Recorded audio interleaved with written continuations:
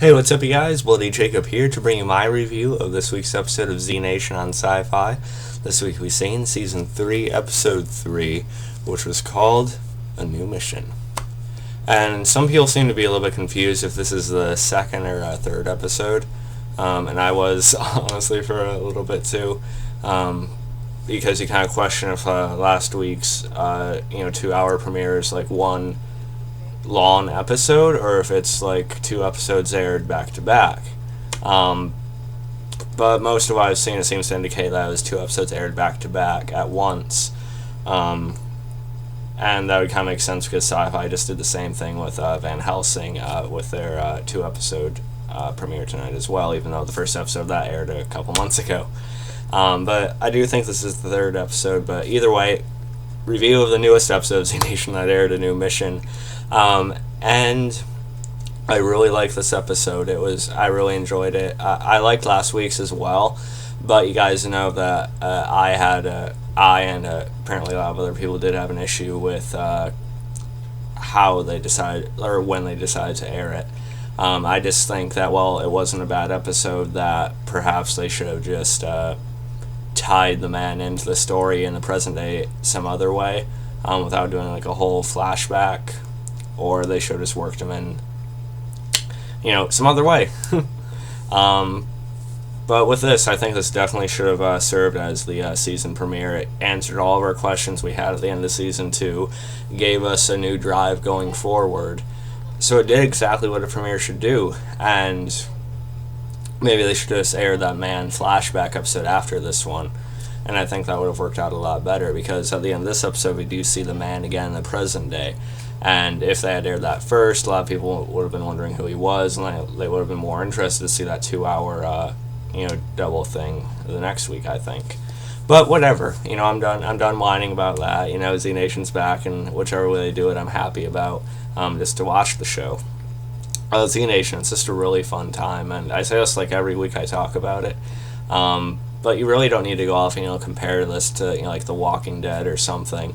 They're just two totally different animals. Yeah, they're in the zombie genre, but after that, it's pretty damn different. I do think it is more fun and more interesting than Fear the Walking Dead, though. But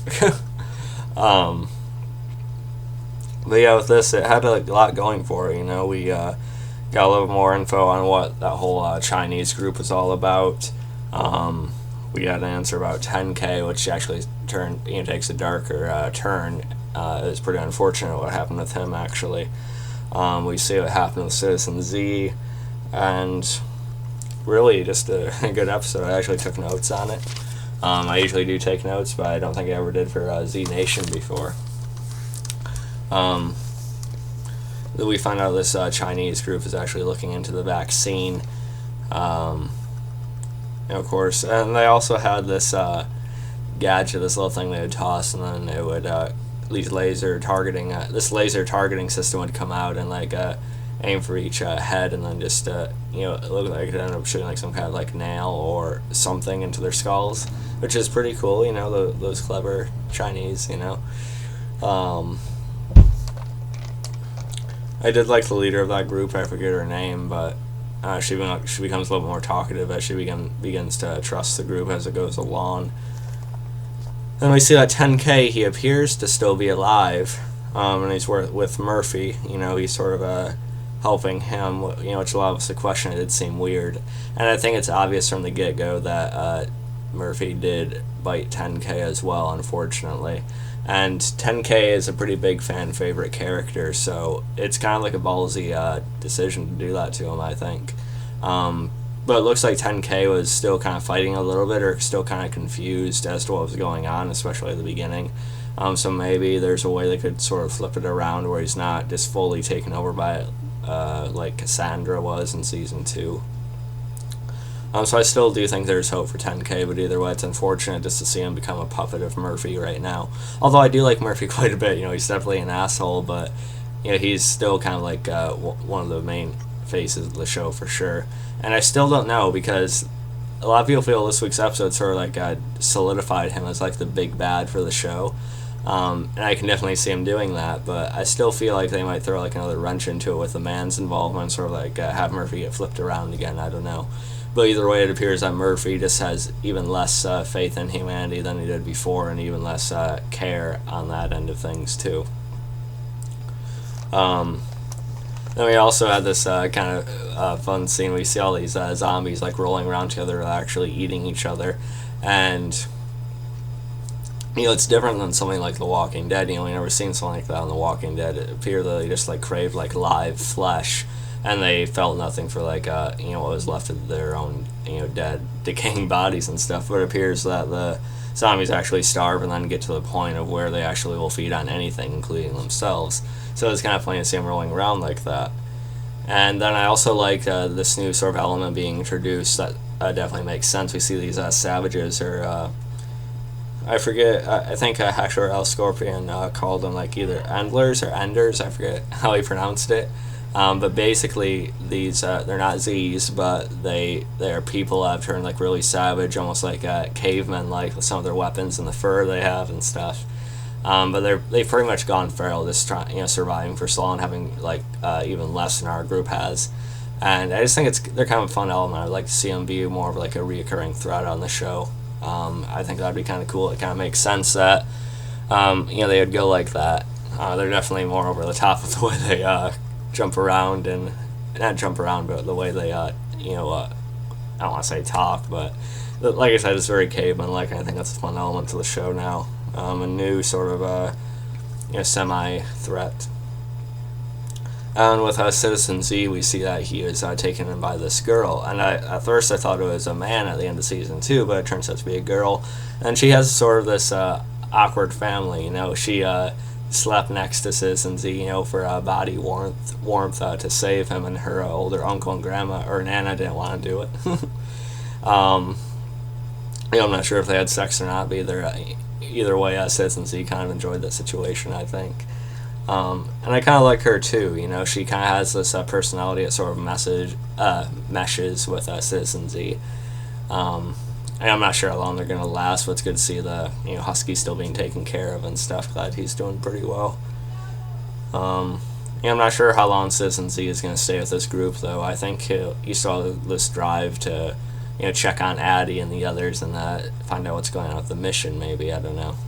But I'm still eager for him to tie him in more closely with our main group somehow. I don't know how, because he's in Antarctica or whatever, but either way, interesting for him. Good for him, anyway.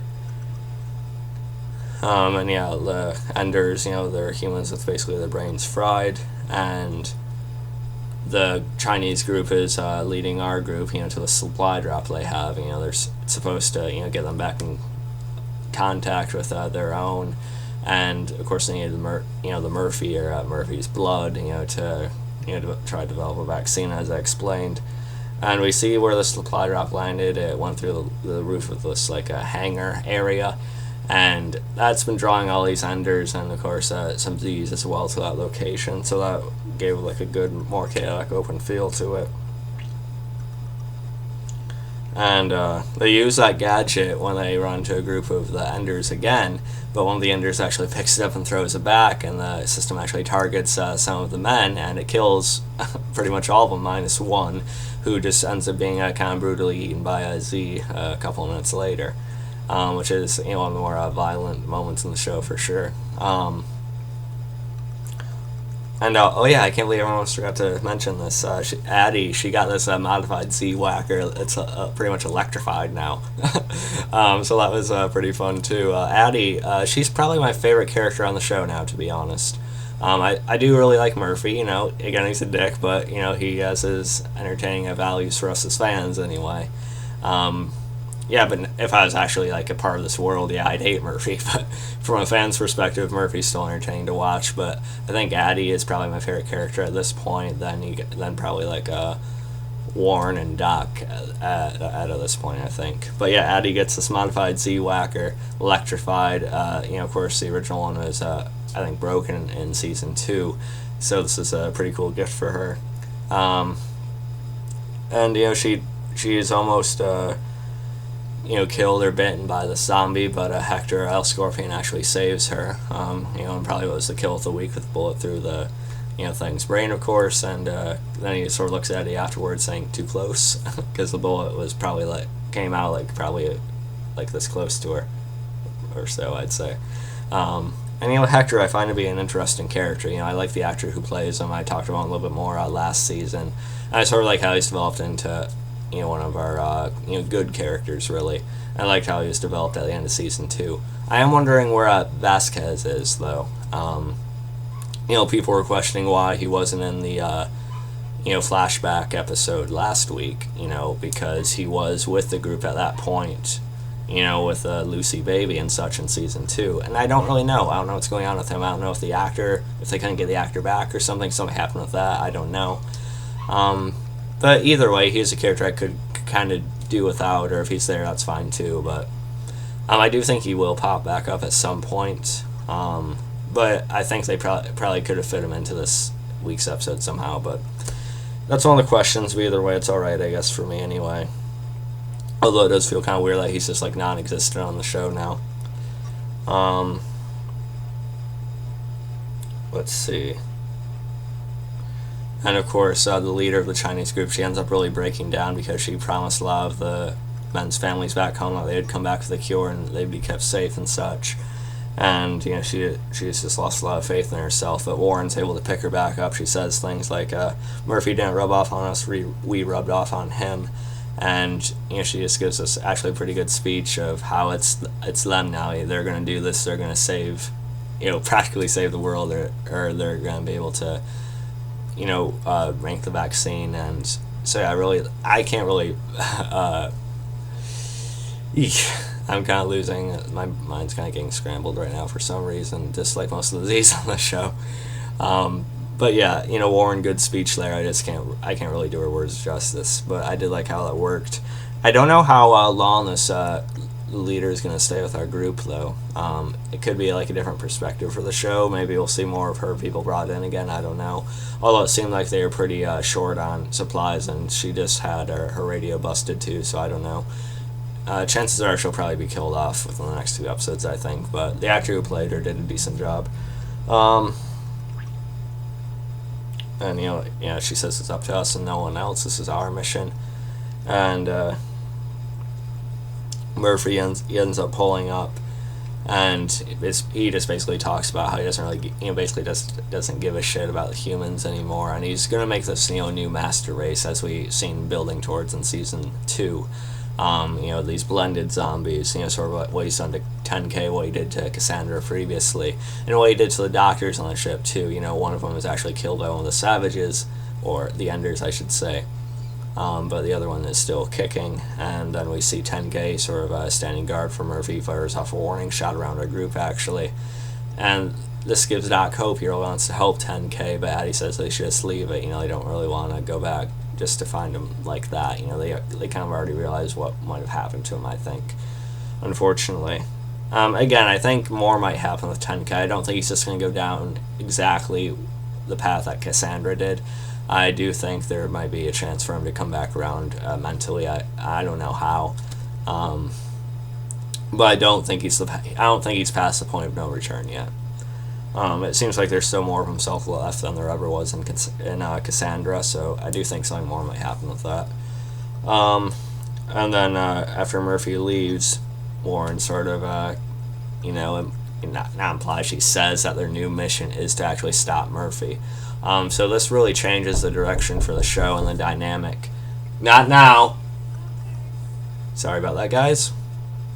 But this sort of changes the dynamic, instead of Warren and the others, leading Murphy somewhere and trying to protect him at all costs, they're now going after Murphy. So that's really going to make things different. And again, I don't know if Murphy's really going to be the big bad. He could easily get flipped around and if the situation calls for it again. But if Murphy's the big bad of the show, I get it. But I could easily see him just sort of getting his perspective changed again somehow. I don't know. Because, yeah, he's an asshole, but once in a while you see that he kind of likes our group to an extent. I don't know. Could go either way. And then we see right at the end the man is walking around the area of the supply drop. We see his sandals in the frame in the shot at first. And we see him looking at a list, Elvin Bernard Murphy. So he's after Murphy now, like a lot of us thought would happen. So yeah, I really like that additional thread and that reoccurring element to the show. We have a lot of new directions at play here, so I really enjoyed this episode. I'm giving it about an 8.3, 8.5, I think. With my rating scale, I guess, people would probably question like how I would like rate something like Z Nation similar to The Strain, when they're two very different shows. But I just base it on how much I enjoy something. I don't compare it. I don't compare the ratings, when I write them or anything like that. Just individually, how much I enjoy the episode, and that's what I decided to give it. So yeah, I think I'll actually go with an 8.5 for this episode. Really fun episode. It definitely serves better as sort of the start to the season, and I'm really excited and eager to see where Z Nation's going to go in general this year. I will still try to review every episode each week. Not always out on time. I do apologize for the lateness of this one, but I got home from work just a little before midnight last night, so it was kind of tough. Next video, we'll be reviewing the second episode of Van Helsing on Syfy. I did review the pilot episode a little while ago, so I'll review the second episode at some point late tonight or tomorrow maybe. But yeah, I hope you guys enjoyed this video. If there's anything in the Z Nation episode that you want me to talk about that I didn't, feel free to leave a comment below. I'd love to talk more with you guys. It's just a really fun, unique show, and I really enjoy it. Follow me on Facebook, Twitter, like, subscribe, and peace.